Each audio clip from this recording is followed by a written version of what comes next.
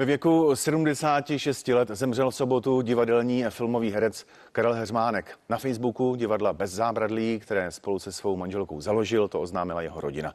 Karel Heřmánek stvárnil řadu výrazných rolí. Diváci si ho pamatují například jako fešáka Huberta, Lucifera z pohádky Z čerty nejsou žerty nebo tatínka Popra ze snímku Smrt krásných srnců.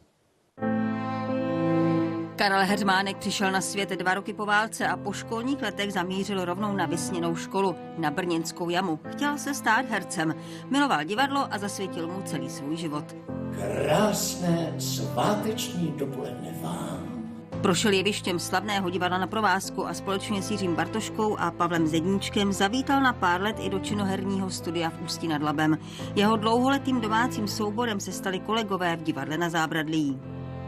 Stejně jako Karel Heřmánek miloval divadlo, jeho hlas a vzezření drsného chlapa milovala kamera. Od konce